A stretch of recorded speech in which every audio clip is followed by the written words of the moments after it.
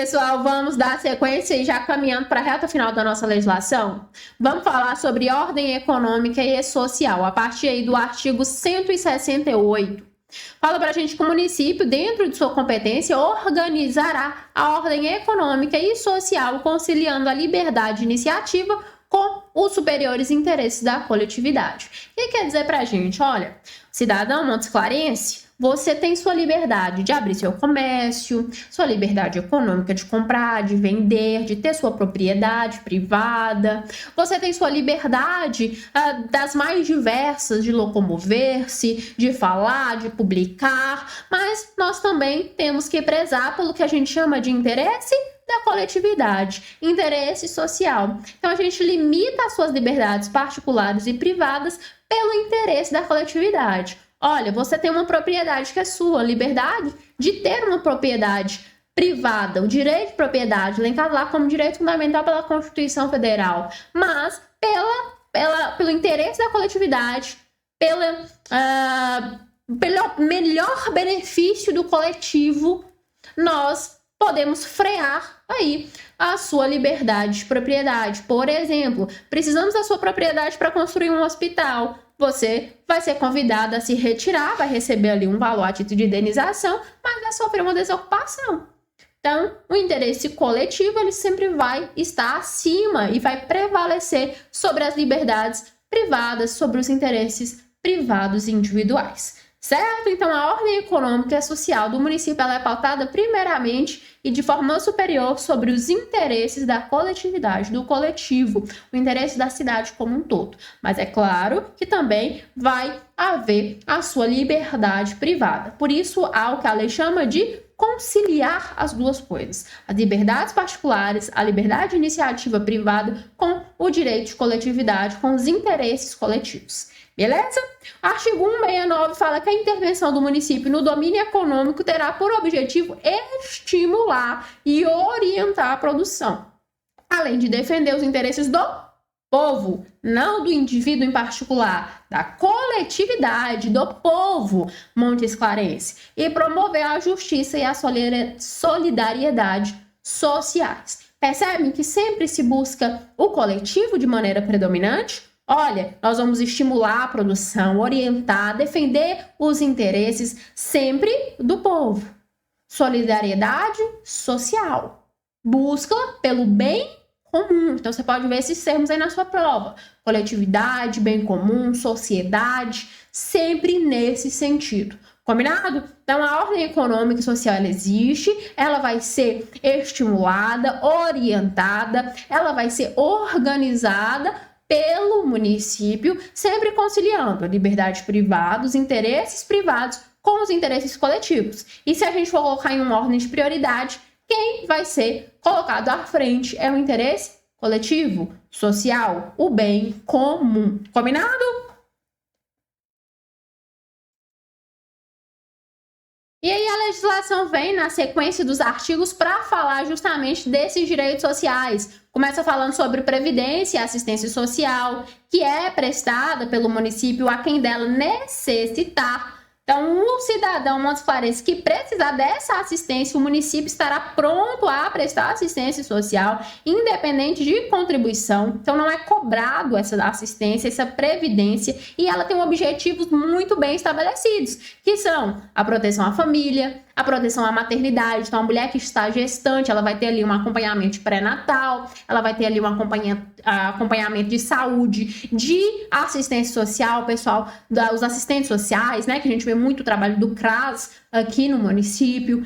Também a infância, sempre que a casa tem criança ou crianças, tem essa assistência muito bem definida. A adolescente, o idoso, aquele que já está enfrentando ali a velhice, também tem que ter essa assistência e essa previdência social. O amparo às crianças e adolescentes carentes. Então, além de ocupar aí o status de criança e adolescente que já são vulneráveis por si só, que já dependem desse amparo, desse cuidado, porque não sabem se defender ou se organizar sozinhos, e é papel da comunidade dar esse amparo. Lá no ECA, é papel da sociedade prestar amparo às crianças e adolescentes, muito mais se essas crianças e adolescentes estão em situação de carência. Aí, ainda mais o Estado tem que prestar o seu papel. prestar com mais afinco. A mesma coisa, promoção e integração ao mercado de trabalho, os jovens, os adolescentes. Então, por isso que a gente vê esses cursos profissionalizantes, muitas vezes são até colocados pelo Estado, mas tem a participação do município também. Então, tem a participação não só na promoção, mas na possibilidade de o curso desenvolver dentro do município, a integração ao mercado de trabalho com a promoção de estágios, por exemplo, tudo isso também é papel do município através da assistência da Previdência Social, a habilitação e a reabilitação de pessoas portadoras de deficiência e promoção na sua integração à vida comunitária. Então, a prefeitura, o município, ele tem que agir para dar amparo às pessoas portadoras de deficiência, seja ela qual for. Então, deficiências físicas, psíquicas, tudo tem que ser observado. Questão de acessibilidade, questão de promoção à cultura, de promoção ao lazer, de acesso ao mercado de trabalho. Tudo isso o município tem que trabalhar de maneira integrada com o Estado, com a União, mas tem que o município prestar a sua competência também e amparo aos doentes e mendigos de rua. A gente vê muito isso também, a atuação do CRAS, principalmente ao que se diz aos moradores de rua, né? O termo mendigos aí já está bem ultrapassado. A gente usa, né, assim, com mais coloquialidade os moradores de rua, mas tem toda a questão das legislações que falam pessoas em situação de rua. Na prática, não se muda, é mesmo o termo mais adequado. E aí a gente vê e que é necessário, a gente até vê na prática a prestação dos assistentes sociais, do pessoal lá da assistência mesmo comunitária, com o pessoal que está em situação de rua, com os doentes, com os enfermos, o pessoal que está internado, que muitas vezes não tem uma família para dar o amparo, e aí o município tem que fazer, às vezes, da família e do Estado, não só do Estado, mas da família e do Estado, e é um dever do município prestar essa assistência, combinado? Na sequência, a gente tem a assistência à saúde.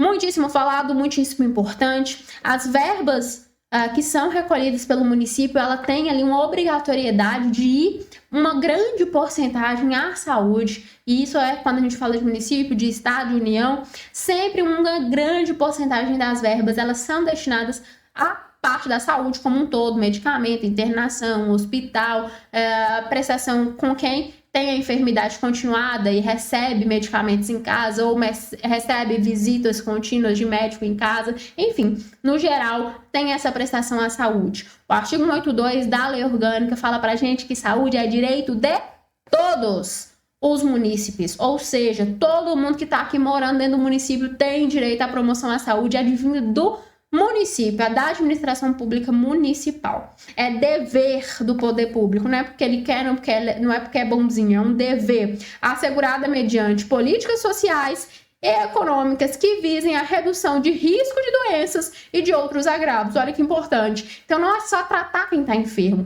é também prevenir para que haja redução de risco de doenças, para que não haja adoecimento da população montes-clarense, para que a gente tome a vacina e não pegue Covid, ou pegue e não tenha sintomas, para que a gente previna a questão da água parada lá e não tenha dengue.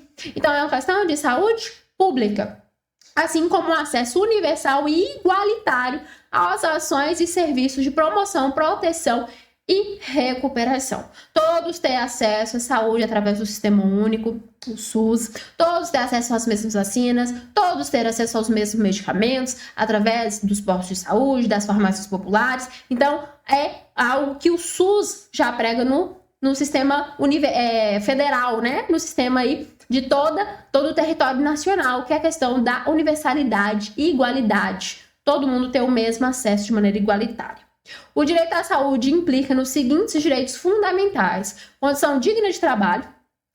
Quem trabalha em lugar insalubre não tem acesso à saúde, ele está vulnerável e ao contrário de acesso à saúde, né, tem acesso à doença, a situação de adoecimento. A mesma coisa, saneamento, onde que sujeira e saúde ocupam o mesmo lugar nenhum. Onde está sujo, onde não tem saneamento básico, onde não tem água encanada, onde não tem a rede de esgoto, não tem promoção de saúde. Questão de moradia, quem não tem moradia digna também fica vulnerável. A alimentação, a má alimentação é um dos fatores de adoecimento. educação, transporte, lazer, tudo vinculado à saúde. Perceba que são direitos fundamentais elencados lá na Constituição, elencados nas legislações internacionais que versam sobre direitos humanos, que está tudo ligado à saúde. Quem não tem uma moradia digna, quem não tem acesso a saneamento básico, a alimentação de qualidade, não vai ter saúde. É simples. Então, o direito à saúde, ele implica em uma série de fatores fundamentais. Respeito ao meio ambiente, controle da poluição. Cada vez mais a gente vê que o meio ambiente e a poluição a ele causada afeta a saúde pública. Questões respiratórias, qualidade da água que ingerimos, tudo isso vem afetando e vai afetar se não tiver, né, mudança aí em sentido universal mesmo, vai afetar ainda mais. Acesso universal e igualitário a todos os habitantes do município às ações de serviço, promoção, proteção e recuperação à saúde, sem qualquer discriminação. Então aqui a gente sai de um viés de prevenção e entra no viés já de recuperação, de promoção da saúde, sem discriminação. Qualquer bairro da cidade, pessoas novas ou idosas, pessoas magras, gordas, pequenas, grandes, de todos os sexos, cores, religiões, credos, enfim, sem qualquer distinção.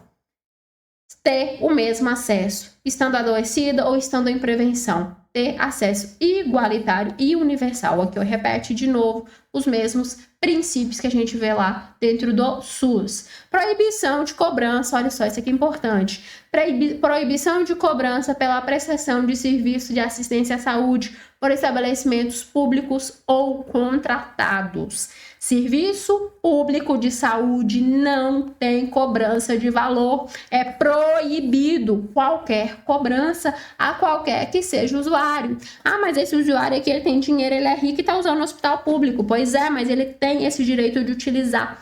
Ele é universal, ele é igualitário. Se está utilizando, não vai pagar nada. Ao contrário, se for utilizar a rede privada, aí é outros 500. Mas está utilizando o serviço público, a promoção de serviço através das políticas públicas, é proibido qualquer cobrança de qualquer usuário, certo? Sejam esses estabelecimentos públicos ou contratados. Então, imagine só, é um hospital privado, mas que tem alguma vinculação com o SUS. E aí a pessoa está usando através do SUS. Também não pode ser dela cobrado nenhum valor. Combinado? Lembrem aí dessa previsão da legislação. As instituições privadas, elas podem participar do Sistema Único de Saúde segundo diretrizes, mediante contrato de direito público ou convênio. A gente vê muito hospitais particulares que têm convênio com o SUS, laboratórios que têm convênio com o SUS. Por quê? Porque para o poder público é muito mais fácil pegar um hospital que já existe, que já está em pleno funcionamento, fazer um convênio, fazer um contrato e falar: olha, hospital, você tem aí 100 leitos, me cede 30 desses leitos para que seja usado pelos usuários do SUS, pelas pessoas que fazem uso do Sistema Único de Saúde. E aí esses leitos lá ficam reservados para quando o SUS precisa, ele encaminha para lá. E aí o hospital não vai cobrar da pessoa, vai cobrar da prefeitura, da administração pública municipal, certo? Então existem esses convênios, esses contratos plenamente possível e muito aplicado. Então a gente vê no nosso município que a maioria dos hospitais que fazem atendimento pelo SUS, eles são hospitais privados, que têm verba privada. Pode até ser uma economia mista, uma empresa pública que tem verba pública embutida, mas tem seu viés privado e é conveniado, tem algum tipo de contrato de prestação de serviço com a administração pública municipal ou com a administração pública estadual, tem esse convênio com o SUS. Plenamente possível e acontece demais na prática. São atribuições do Sistema Único de Saúde no âmbito do município, dentre outras, executar ações de prevenção, tratamento e reabilitação de deficiências, sejam físicas, mentais ou sensoriais. É aquilo que a gente fala, né? Previne. Não deu certo? Vamos tratar. E reabilitar. Voltar a pessoa para a vivência aí comum, dia a dia, voltar ao mercado de trabalho, voltar às suas atividades normais. É papel do Sistema Único de Saúde dentro do município. Também prestar assistência domiciliar nos casos de tratamento e reabilitação de pessoas impossibilitadas de se locomover até os serviços de saúde. A gente vê muitos trabalhos da saúde básica, né? que é promovida muitas vezes pelos PSFs ou pelos ESFs, que são as unidades de saúde dentro dos bairros. Então, tem o trabalho dos agentes de saúde, tem o trabalho dos médicos, dos enfermeiros, toda a equipe da saúde da família que se desloca até os domicílios dos pacientes e atendem de maneira domiciliar. Então, a pessoa está acamada, vai o médico até a casa prestar essa assistência. Isso é muito bonito de se ver, né? O SUS trabalhando. É muito bonito de se ver, a gente não vê isso com frequência em outros países, a gente reclama muito de muitas questões públicas dentro do nosso país e óbvio que tem muito a melhorar, mas é bonito de se ver essa prestação do SUS, que o Sistema Único de Saúde e aqui em especial a saúde, a assistência básica, a saúde da família dá para os usuários, entrega aos pacientes. A inspeção médica nos estabelecimentos de ensino municipal terá caráter obrigatório e constituirá exigência indispensável a apresentação no ato de matrícula. Aqui já está falando de educação, né? É uma outra prestação do município, é a educação. Assim como a saúde tem que ser a educação municipal, que é obrigatória e indispensável. Nós temos as legislações aplicadas aí à questão do ensino, que vai falar que a educação municipal ela concentra-se principalmente no ensino infantil, no ensino básico, sendo que ensino médio e superior já muda a seara para uma prestação estadual, federal, mas o município ele tem que concentrar suas atenções ali ao ensino de base, ao ensino das crianças, essa primeira base do estudo.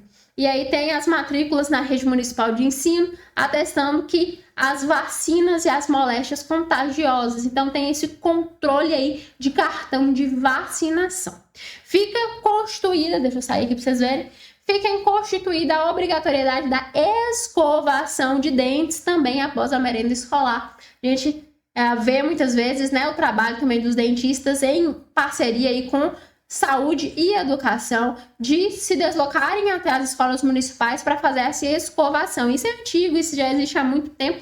Desde quando eu era criança, eu já vivi isso aí. Já vivi essa escovação na escola. Então, tinha lá, depois da merenda, depois do recreio, ia todo mundo para as pias lá, que eram construídas dentro da própria escola para escovar os dentes. Aí tinha lá a ajuda ali do pessoal da atenção básica de saúde para promover a saúde bucal também.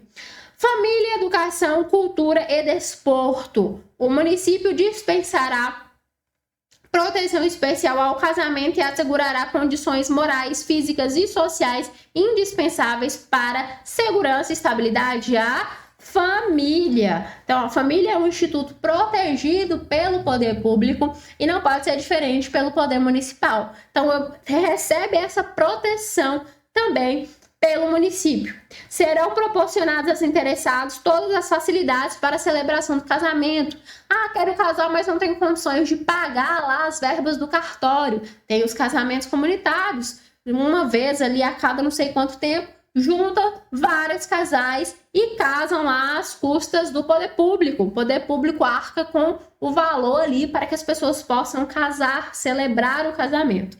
A lei disporá sobre a assistência aos idosos, à maternidade e aos excepcionais. Já vimos, né, que a maternidade tem essa proteção, questão de saúde, questão de acesso à família. A maternidade é a forma com que existe um instituto da família, a união de duas pessoas que se multiplica. Então tem essa proteção à maternidade, aos idosos, às pessoas consideradas excepcionais e especiais.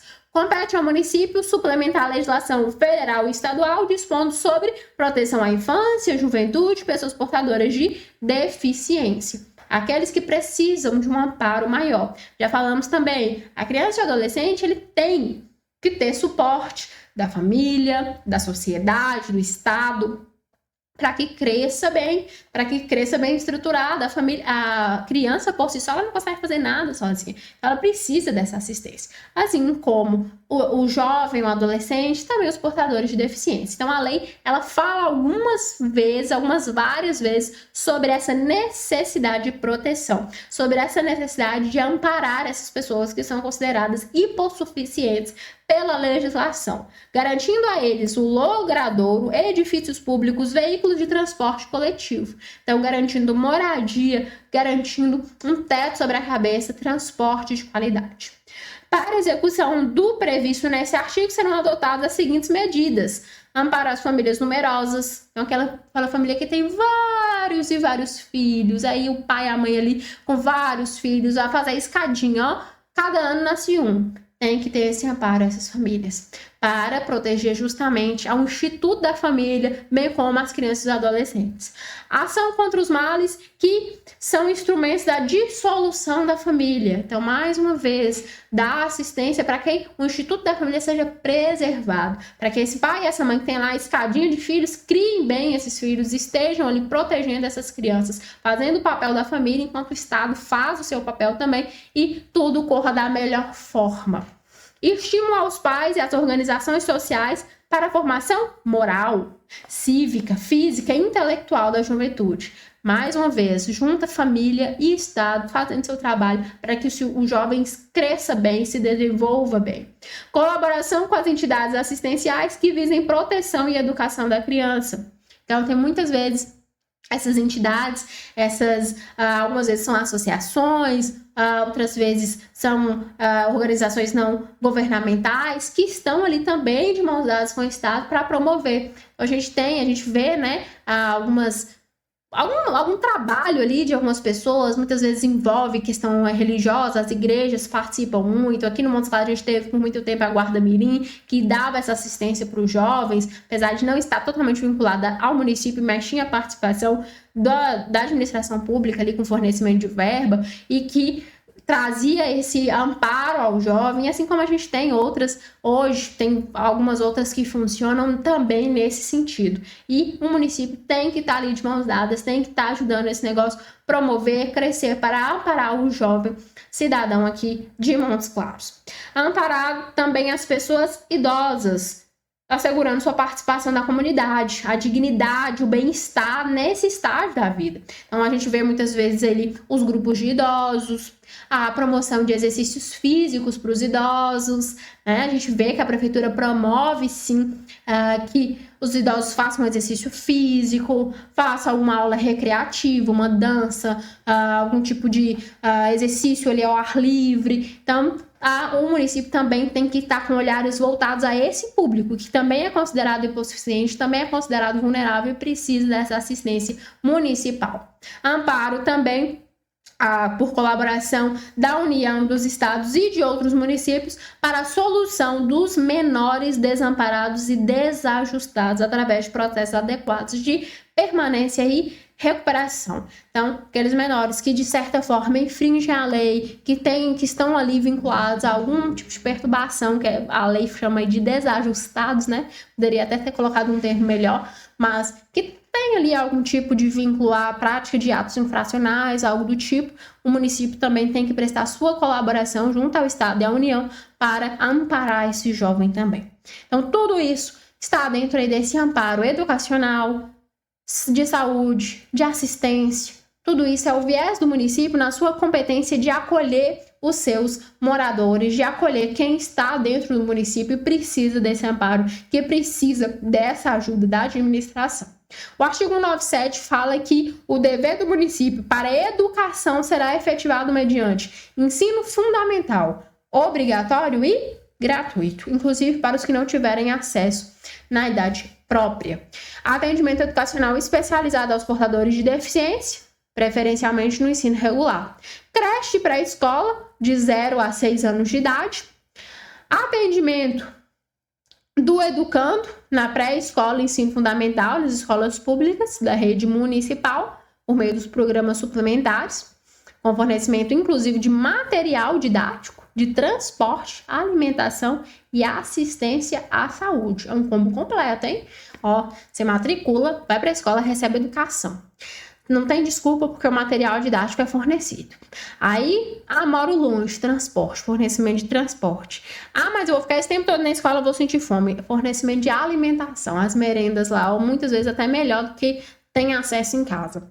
E ainda assistência à saúde dentro do próprio rede de ensino. Então, tem a rede lá interdisciplinar, né? De dentista, de psicólogo, de algumas vezes até de assistência médica. Tudo isso dentro do ambiente escolar. Perceba que, a todo momento, o dever do município está vinculado ao quê? Ao ensino fundamental. Às creches, pré-escola. É o que eu disse para vocês agora há pouco. O dever do Estado, do município, perdão, está vinculado a essa educação de base. Ensino fundamental, creche, pré-escola. Pegar lá os bebezinhos, levar desde a pré-escola até o ensino fundamental, aquela base do ensino. Quando passa ao ensino médio, ao ensino superior, ao ensino técnico, profissionalizante, aí vamos passar a competência ao Estado e à União. Combinado? Também a questão da reabilitação através de convênios, da merenda escolar, então fornecimento de merenda aí, e expansão da oferta de ensino noturno nas escolas. Para quem, gente? Para criança? É para bebezinho? Não, é aqui, para o ensino especializado. Então, pode ser lá para o pessoal que faz o ensino de jovens e adultos, que não teve a oportunidade de fazer o ensino fundamental na idade que a gente vê aí, na idade usual, quando é criança, quando está na pré-adolescência, e chega na fase adulta, muitas vezes sem ser alfabetizado. Então, tem-se a figura da EJA, que é o ensino para jovens e adultos, do EJA, né, o ensino para jovens e adultos, que deve ser proporcionado também pelo município e preferencialmente noturno, porque adulto trabalha durante o dia, né? Então, faz-se essa promoção da educação também a esse público. O ensino ele é de livre iniciativa privada, atendido às seguintes condições: cumpridas as normas gerais da educação nacional e autorização e avaliação de qualidade. Então, pode ter escola privada, escola particular dentro do município? Pode. Várias tem, né? Não tem problema nenhum. Só que tem que observar a questão das legislações educacionais. Então, a questão de plano de aula, as disciplinas que têm que ser trabalhadas, quantidade de horas, dias letivos, tudo que tem que ser aplicado dentro do ensino público tem que ser observado também no ensino privado. Então, todas as regras, as normas gerais da educação nacional tem que ser observado também pela escola privada. Não é fazer da maneira que quer, não. Tem as regras que devem ser seguidas. E também tem que ter o controle de qualidade. Então, tem-se essa avaliação, essa autorização através da apuração da qualidade do ensino que é fornecido pelo setor privado. O município ele aplicará anualmente o mínimo de 25% da receita resultante dos impostos. Lembra lá de receita e despesa? Receita tudo que entra, tudo que vem para o cofre, de tudo que está lá no meu cofre, de tudo que é meu enquanto município, 25%, um quarto, tem que ser destinado, isso anual, né? Essa apuração é anual, tem que ser aplicado aí na manutenção e no desenvolvimento do ensino, ou seja, na educação, tanto para promover, quanto para desenvolver, quanto para manter da maneira que está. Então, manutenção, desenvolvimento da educação, do ensino, um quarto, 25% das verbas públicas arrecadadas da Receita Pública Municipal. Cultura, gente, cultura, falando já de educação, de saúde, de previdência, de assistência. E a cultura? Também é dever do município promover cultura dentro dos limites do município. O município ele tem que garantir a todos o pleno exercício dos direitos à cultura e o acesso às fontes da cultura local. É o munícipe, o morador, conhecer o porquê, as raízes da nossa cultura, o porquê que tem as festas de agosto, o que são as comemorações dessa época, da onde que vem a história, por que é assim, por que a gente deve cultivar isso, o porquê que a gente tem tal música que remete aos frutos de determinada região. Então, tudo isso deve ser ensinado, promovido, tudo isso deve ser de acesso para conhecimento da cultura local, apoiando e incentivando a valorização e a difusão das manifestações culturais do nosso município. A fim de garantir o exercício dos direitos culturais, o município criará os espaços culturais alternativos que atendam às mais variadas atividades artísticas. A gente tem lá o corredor cultural, a gente tem o centro cultural, né, lá no centro da cidade, que é bem ali na parte histórica, tudo isso para a promoção da cultura. A gente tem nossa Secretaria de Cultura Municipal, tudo isso para promover essa cultura dentro do município. O município ele protegerá as manifestações das culturas populares integrantes do processo cultural local. Constitui o patrimônio de Montes Claros, os bens da natureza material, deixa eu sair para vocês verem, e imaterial, tomando individualmente ou em conjunto, que apresentam referências de identidade, a ação, a memória dos diferentes grupos formadores da sociedade montesclarense. Então, lá nos nossos primórdios, entre os quais incluem as formas de expressão do município, o modo de criar, o modo de fazer e viver, as criações científicas, artísticas, tecnológicas vinculadas ao nosso município, as obras, os objetos, os documentos, edificações e demais espaços vinculados às manifestações artísticas e culturais, os conjuntos urbanos, os sítios que têm valor histórico, paisagístico, artístico, arqueológico, paleontológico, ecológico, espeleológico e científico. Então, tudo isso deve ser preservado. Tudo isso constitui patrimônio cultural. Quer um exemplo? Ali no corredor cultural aqui em Montes Claros, nós temos lá aquelas construções, né, que fazem parte ali dos edifícios que têm valor histórico. Aqueles casarões, aquelas construções, elas devem ser mantidas daquela forma. Então, quando tem uma reforma, não pode modificar a estrutura. Então, por exemplo, se alguém comprar aquilo ali, não pode colocar um ar-condicionado na fachada, porque tem que manter a fachada. Pode até ter reforma dentro de alguns limites, mas tem que manter a estrutura, tem que manter a originalidade. Isso é valor histórico, isso é valor cultural. E é dever do município manter isso aí. Assim, nesse mesmo sentido, nós temos a questão do meio ambiente. É uma discussão já que a gente fala muito, mas ainda é recente, em sentido de história mesmo, né? E isso aqui a gente tem que ter atenção até para a questão de fins de prova. Está sendo muito usual esse tipo de tema em redações. Então, você que vai fazer redação, essa questão de cultura, meio ambiente é um tema discutido e que tem aparecido aí com frequência nas redações de provas de concurso. Então, sobre o meio ambiente, todos têm direito ao meio ambiente sustentável e ecologicamente equilibrado, bem de uso comum do povo. Quando a gente fala em meio ambiente, é algo que não pertence a um ou a outro, a um grupo seleto. É coletividade. Todo mundo respira o mesmo ar, todo mundo bebe a mesma água, todo mundo caminha pela mesma reserva ali ecológica, mesmo parque. Então, é algo que é difuso, que pertence a todos ao mesmo tempo. E todos têm direito de estar em um ambiente sustentável, equilibrado, para até que haja saúde, para que haja bem-estar.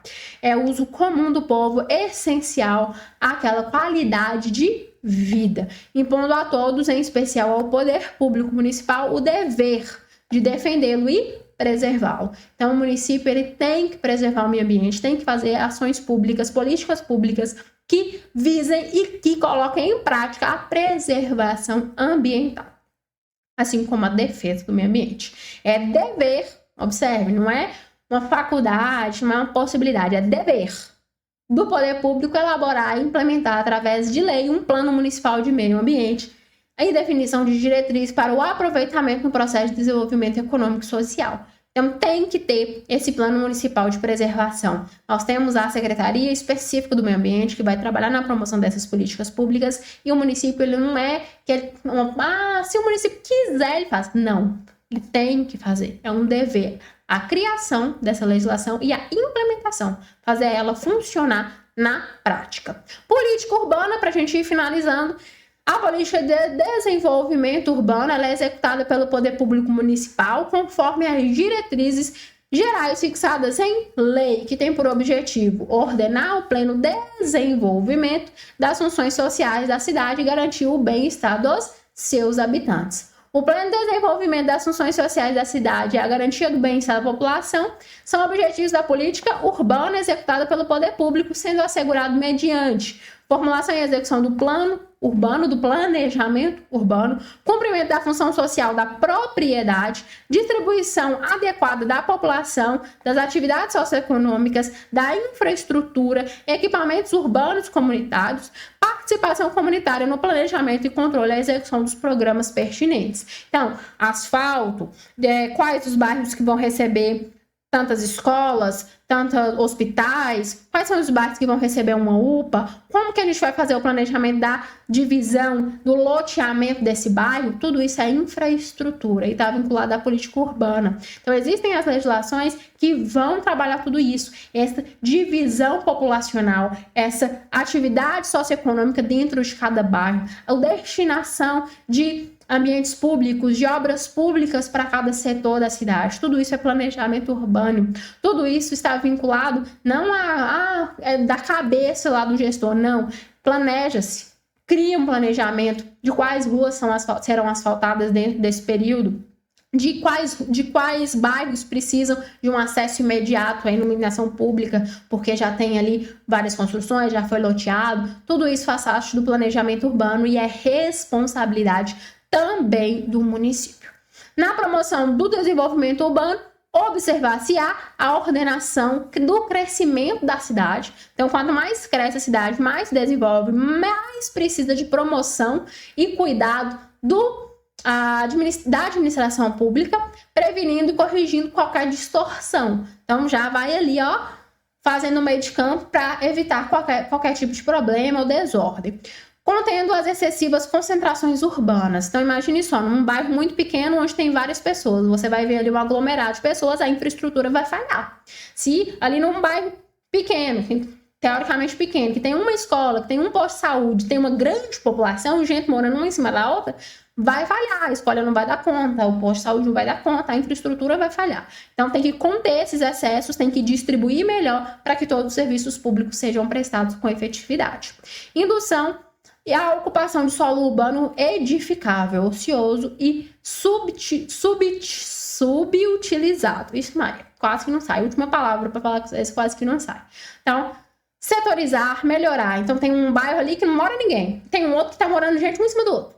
Então, nós vamos fazer uma melhor estrutura para distribuir melhor a população, como eu disse antes, os serviços serem melhormente prestados de maneira equilibrada, para que haja uma ocupação sustentável do solo, para que haja edificação sobre os terrenos que estão ali desocupados, ociosos, e a cidade cresça de maneira igualitária para todos os lados, de maneira sustentável.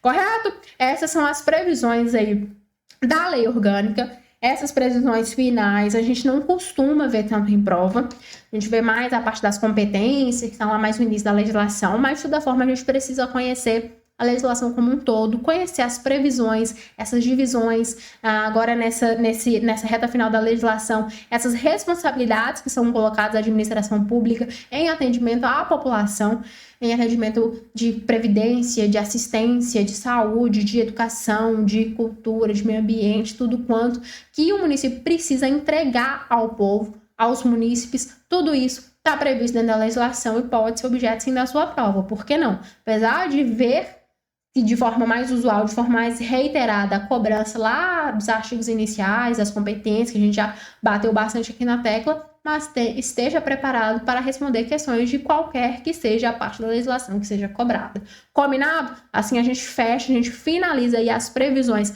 sobre essa legislação, finalizamos então a lei orgânica do município. Estou às suas ordens, esteja à vontade para sanar qualquer dúvidas, manter esse contato que você já tem lá do início da aula que eu já passei para vocês, então estou à sua disposição. Até mais!